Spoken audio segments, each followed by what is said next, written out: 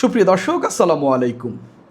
মাহফুজ আলম জুলাই অভ্যুত্থানের মাস্টারমাইন্ড হিসাবে পরিচিতি পেয়েছিলেন। খোদ অন্তর্বর্তীকালীন সরকারের প্রধান উপদেষ্টা ডক্টর মোহাম্মদ ইউনূসই বিশ্বমঞ্চে তাকে এই পরিচয়ে ভূষিত করলেন। এই অভ্যুত্থানের মাস্টারমাইন্ড বা ব্রেইন বিহাইন্ড দ্য অভ্যুত্থান, এরকম করেই তাকে আখ্যা দিলেন।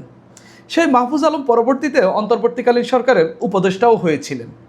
এখন তিনি খুব একটা রাজনৈতিক দৃশ্যপটে না থাকলেও জুলাই নিয়ে তার কথাবার্তা জারি রেখেছেন। সর্বশেষ তিনি একটি স্ট্যাটাস দিয়েছেন, যেই স্ট্যাটাসটি নিয়ে ব্যাপক আলোচনা চলছে, ব্যাপক সমালোচনা চলছে এবং রাজনৈতিক চর্চাও শুরু হয়েছে।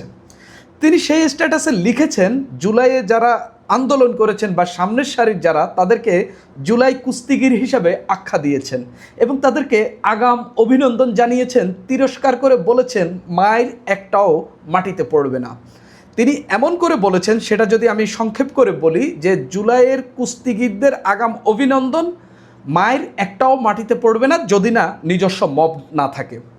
প্রশ্ন হইল, মাহফুজ আলম হঠাৎ কেন এই কথা বললেন? আমি এখান থেকে বেশ কিছু প্রশ্ন বের করেছি, যেই প্রশ্নগুলোর আমি জবাব খুঁজব। প্রথমে, জুলাইয়ের কুস্তিগির কারা? দ্বিতীয়ত, তারা কেন মার খাবে? তৃতীয়ত, তাদেরকে মারবেটা কে? নিজস্ব মব না থাকলে বলতে তিনি আসলে কি বুঝিয়েছেন? কাদের মব আছে, কাদের মব নাই, তিনি আসলে কি বুঝিয়েছেন? কি করে লীগ ফিরে আসা অনিবার্য হয়ে উঠবে বা লীগ ফিরে আসাটা অনিবার্য হবে, কি করে তিনি এটা বললেন বা কেন বললেন, কোন প্রেক্ষিতে বললেন, সেটা নিয়েও আলাপ করব। মাহফুজ আলম কি পোল্টি মেরেছেন বা আওয়ামী লীগের প্রিয় হওয়ার চেষ্টা করছেন? এই নিয়ে বিস্তর আলোচনা করার সুযোগ আছে, আমি সেগুলোই একে একে আপনাদেরকে বলার চেষ্টা করব। প্রথমে আমরা মাহফুজ আলমের স্ট্যাটাসটা একটু পড়ি। তিনি আসলে এখানে কি বলার চেষ্টা করেছেন এবং এখান থেকে কি ব্যাখ্যা পাওয়া যায়। তিনি লিখেছেন তার ফেসবুক আইডিতে যে জুলাই আদর্শিক অক্ষ অনুযায়ী বিভক্ত হয়েছে। এটা খুবই স্বাভাবিক কথা। একটা আন্দোলন, গণমানুষের আন্দোলন যখন তৈরি হয়, সেখানে ধনী, গরিব, শ্রমিক, হকার, তারপরে হচ্ছে মধ্যবিত্ত, সবাই সেই আন্দোলনে অংশগ্রহণ করে এবং আন্দোলন সফল কিংবা অসফল হোক, যে যার ঘরে ফিরে গেলে যে যার দিন দুনিয়া নিয়ে ব্যস্ত থাকে এবং তিনি তার কাজে ফিরে যান। রাজনৈতিক দলগুলো তার আদর্শিক জায়গায় ফিরে যান, একে অন্যের থেকে আলাদা হয়ে যান, যদিও বা কিছুদিন আগে তারা একটা সফল কিংবা অসফল আন্দোলন করেছেন। জুলাইয়ের আন্দোলন যারা করেছেন সেই আন্দোলনটি সফল, অর্থাৎ এখান থেকে যারা পরে বের হয়ে ঘরে ফিরেছেন তারা নিজ নিজ ঘরে নিজ নিজ আদর্শে ফিরে যাবেন, সেটাই তিনি বলার চেষ্টা করেছেন। ডানপন্থী জুলাইয়ের সংগঠনে ডান বিরোধীরা জায়গা পাবেন না, এটাই জুলাইয়ের বন্দোবস্ত। ডান বামের বাইরে যারা যেতে চাইবেন তাদের জন্য এতে শিক্ষা আছে। দ্রুত ডান বা অডান জুলাই বেছে নিয়ে গা বাছান, খুবই সিগনিফিক্যান্ট একটা বার্তা দিয়েছেন তিনি। নিজস্ব মব না থাকলে মায়ের একটাও মাটিতে পড়বে না। এই পোস্টেরই কমেন্টে তিনি আরেকটি তথ্য দিয়েছেন বা আরেকটি কথা বলেছেন, সেটা হলো ডান ও অডানের কুস্তি নাগরিক কমিটির প্রকল্পের সমাপ্তির মাধ্যমেই পুরোদমে শুরু হয়েছে। অর্থাৎ ডান ও অডানের এই কুস্তি নাগরিক কমিটি প্রকল্পের মাধ্যমে পুরোপুরি শুরু হয়েছে। অর্থাৎ এই নাগরিক কমিটি যে করা হইল, মানে এনসিপির যে সাবেক সংগঠন, যেখান থেকে পরবর্তীতে জাতীয় নাগরিক পার্টি হিসাবে দলের আবির্ভূত হয়েছে, সেই দল তৈরিতে যারা কাজ করেছে নাগরিক কমিটি, সেই নাগরিক কমিটিতে আসলে ডান বাম বাছাই করা হয়নি, সমানে সব আদর্শের লোক এসে ঢুকে পড়েছে। অনেকেই বলে থাকেন আওয়ামী লীগের লোকজন এসে ঢুকে পড়েছে। এটা শেষ হবে জুলাইকে নিয়ে কুস্তিতে জিততে উভয় পক্ষের সব কোশেষ যখন লীগ আশাকে অনিবার্য করে তুলবে। তিনি বলছেন, এই যে ডান ও অডানের যে কুস্তি, এই কুস্তিটা যখন হচ্ছে কে জিতবে, এই চেষ্টা যখন চালাবে, সেটাই আসলে আওয়ামী লীগকে ফিরে আসাটা অনিবার্য করে তুলবে। সেদিন সব কুস্তিগিরদের আগাম অভিনন্দন। অর্থাৎ তিনি বলার চেষ্টা করছেন সব কুস্তিগিরদের আগাম অভিনন্দন, নিজস্ব মব না থাকলে একটা মাইর মাটিতে পড়বে না।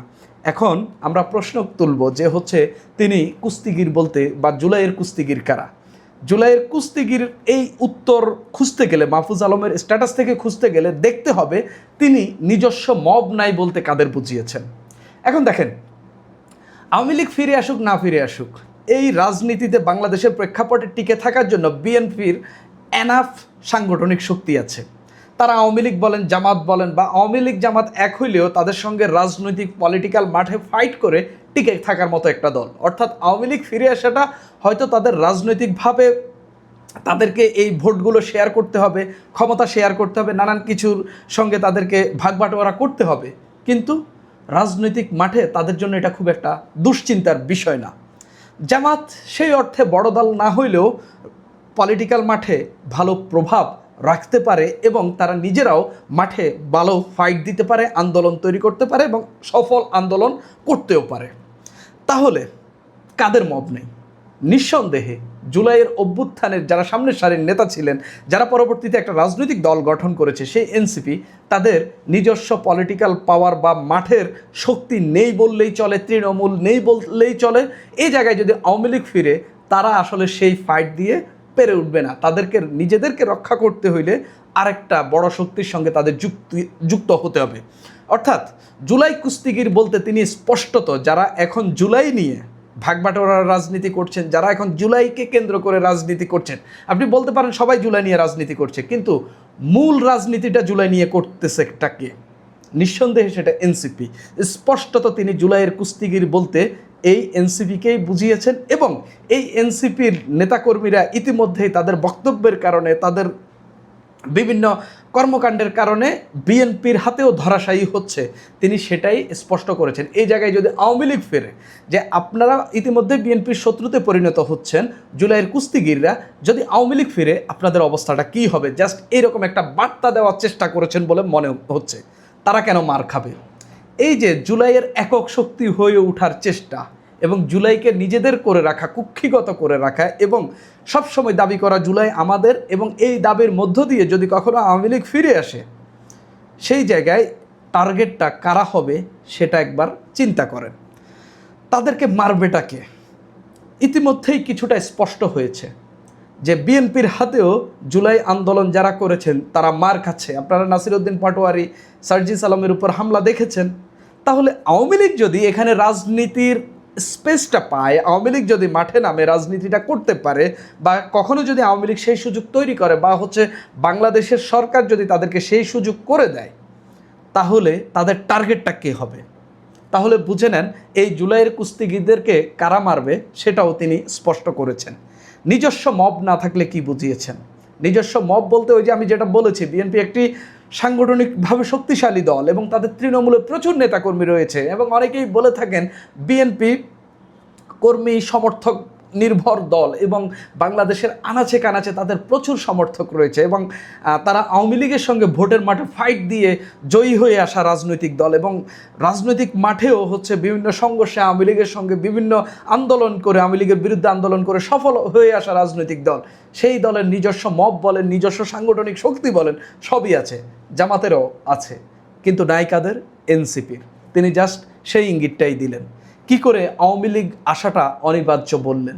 এই যে তিনি ডান অডান, তারপরে এই জুলাইকে কেন্দ্র করে নিজেদের মধ্যে যে সংঘর্ষটা তৈরি হয়েছে এবং এই সংঘর্ষের মধ্য দিয়ে জুলাইকে কেন্দ্র করে কে লাভবান হবে, এই চেষ্টাটাই আসলে আওয়ামী লীগ ফিরে আসাটাকে অনিবার্য করবে। কেননা আপনি জুলাইকে নিয়ে যখন প্রতিদিন আপনি সংঘর্ষ হানাহানি করবেন, বাংলাদেশের মানুষ এটা খুব একটা পছন্দ করবে না এবং আওয়ামী লীগও এখানে একটা ভালো স্পেস পাবে বা ভালো একটা সুযোগ পাবে, যার মধ্য দিয়ে আওয়ামী লীগ ফিরে আসার চেষ্টা চালাতে পারবে বা ফিরে আসার একটা উপলক্ষ তৈরি হবে। তিনি জাস্ট সেই জায়গায় বললেন এই দ্বন্দ্ব, এই সংঘাত, যেই সংঘাত ইতিমধ্যেই ছাত্রদল, এই ছাত্র শিবির এবং এনসিপির মধ্যে দেখা যাচ্ছে, এনসিপি এবং ছাত্রদলের মধ্যে দেখা যাচ্ছে এবং ছাত্রদল এবং ছাত্র শিবিরের মধ্যে দেখা যাচ্ছে, জামাত এবং বিএনপির মধ্যে দেখা যাচ্ছে, বিএনপি এবং এনসিপির মধ্যে দেখা যাচ্ছে। এই যে রাজনৈতিক যতগুলো অক্ষ আছে বা যতগুলো কেন্দ্র আছে, সব কেন্দ্রের মধ্যেই কিন্তু ঝামেলা চলছে, কেন্দ্রের বিরুদ্ধে কেন্দ্রের ঝামেলা চলছে। একমাত্র এখন জুলাই পরবর্তী সময়ে ঝামেলার মধ্যে নেই আওয়ামী লীগ, তারা শুধুমাত্র ফিরে আসার জন্য চেষ্টা চালিয়ে যাচ্ছে। তাহলে এই জুলাইয়ের শক্তিগুলো যখন একে অপরের বিরুদ্ধে যুদ্ধে লিপ্ত, একে অপরের বিরুদ্ধে যখন সংঘর্ষে লিপ্ত, এটাই আওয়ামী লীগ ফিরে আসাকে অনিবার্য করে তুলবে, সেই বার্তাই তিনি বলছেন। মাহফুজ আলম কি পল্টি মারছেন কিনা, আওয়ামী লীগের প্রিয় হওয়ার চেষ্টা করছেন কিনা? মাহফুজ আলম চাইলে এই বাংলাদেশের এই প্রেক্ষাপটে অভ্যুত্থানের পরবর্তী সময়ে সবচেয়ে জনপ্রিয় রাজনৈতিক ব্যক্তিত্ব হওয়ার চেষ্টা চালাতে পারতেন বা হতে পারতেন। তিনি অভ্যুত্থানের পরেই বলেছেন আওয়ামী লীগের সমর্থন আছে, আমি তো তাদেরকে ফেলে দিতে পারবো না, বা বাংলাদেশ তো তাদেরকে অস্বীকার করতে পারবে না, তাদেরকে তো সমুদ্রে ফেলে দেওয়া যাবে না, তাদের রাজনৈতিক রিকনসিলিয়েশন কিভাবে করা যায় সেই চেষ্টা চালাতে হবে। যদিও পরবর্তীতে তাদেরই সরকার, অন্তর্বর্তীকালীন সরকার আওয়ামী লীগের কার্যক্রম নিষিদ্ধ করেছে, আওয়ামী লীগকে রাজনীতি করতে দেয় নাই, এবং যেটাতে এই মাহফুজ আলমের হাত অনেকেই দেখেন বলে মনে করে থাকেন। কিন্তু তিনি আগে থেকেই বলছেন আওয়ামী লীগের আসলে এখানে রাজনীতিটা করতে দেওয়া উচিত, বা হচ্ছে আওয়ামী লীগের এই লোকগুলোকে বা তাদের যে সমর্থক ভোটার আছে তাদেরকে দূরে রাখে রাজনীতি বা দেশকে এগিয়ে নেওয়া যাবে না, এরকম কথা অনেকবার বলার চেষ্টা করছেন। তিনি খুব চাইলেই ছাত্র শিবির বলেন জামাতের খুব পছন্দের ব্যক্তিত্ব হইতে পারতেন যদি শুধুমাত্র তিনি তাদের পক্ষে কথা বলতেন। মাহফুজ আলম কখনো সেই চেষ্টা চালাননি, তার কাছে সেই সুযোগ থাকলেও তিনি চালাননি, বরঞ্চ তিনি প্রতিনিয়ত এনসিপি যখন গঠিত হয়েছে বা এনসিপি দলটি যখন আত্মপ্রকাশ ঘটে তখন থেকেই এনসিপি যেন জামাতের সঙ্গে যোগ না দেয়, যার কারণে তিনি নিজেও এনসিপিতে সরকার থেকে বেরিয়ে এসে এনসিপিতে যোগ দেননি। সেই এনসিপি যেন মওদুদিবাদী রাজনীতি না করে, জামাতের সঙ্গে যুক্ত না হয়, এর জন্য তিনি অনেকবার কথা বলেছেন। এই কারণে তিনি এখন জামাতেরও শত্রু হয়ে উঠেছেন, শিবিরেরও শত্রু হয়ে উঠেছেন, এনসিপির কাছেও তিনি এখন গ্রহণযোগ্য ব্যক্তিত্ব নন, বা এনসিপি দলীয়ভাবে তাকে সম্ভবত এখন আর গ্রহণ করার মতো সেই অবস্থায় নাই। বিএনপির সঙ্গে তার হয়তো সে অর্থে ক্লাশ নাই, কিন্তু বিএনপির অনেকেই তাকে পছন্দ করেন। আওয়ামী লীগের বিরুদ্ধে যে অভ্যুত্থান হয়েছে সেই অভ্যুত্থানের মাস্টারমাইন্ড হিসাবে তিনি পরিচিতি পেলেও তিনি শুধুমাত্র রাজনৈতিক আদর্শের জায়গায় থাকার কারণে তাকে এখন আওয়ামী লীগও খুব একটা অপছন্দ করে না। রাজনীতিতে আদর্শের জায়গায় থাকা বা আদর্শ নিয়ে টিকে থাকাটা খুব বড় জিনিস, এবং এই আদর্শে টিকে থাকতে পারলে রাজনীতিতে আপনার আদর্শটাই আপনার বড় আইডেন্টিটি হয়ে দাঁড়ায়, এবং আপনাকে মানুষ চিনতে খুবই ভুল করে না, খুব একটা ভুল করে না। সেই মাহফুজ আলম মোটামুটি স্বতন্ত্রভাবে চললেও তিনি তার রাজনৈতিক আইডেন্টিটিটা তৈরি করেছেন। তিনি একটা উদার গণতান্ত্রিক রাজনীতি করতে চান, যেখানে হয়তো ডানপন্থা ঘেঁষা হইতে পারে, কিন্তু তিনি এই ডানপন্থার উত্থান ঘটুক, তারা হচ্ছে বিশৃঙ্খলা করুক, এরকম তিনি কখনোই চাননি।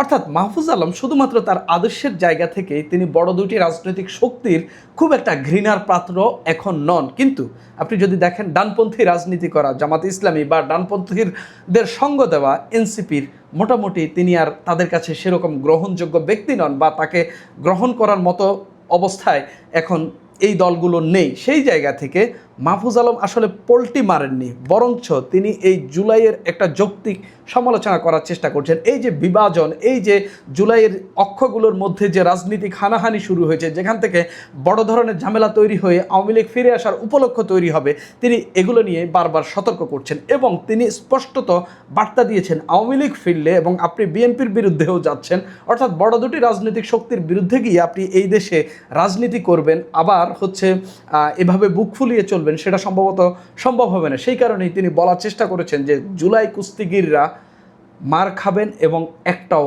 মাটিতে পড়বে না। তিনি জাস্ট সেই জায়গাতে সতর্ক করেছেন। আমি সম্ভবত মাহফুজ আলমের স্ট্যাটাসটা, যদিও তার স্ট্যাটাসের অনেক কিছুই আসলে বোধগম্য থাকে না, তিনি একটু জটিল করে লেখেন, একটু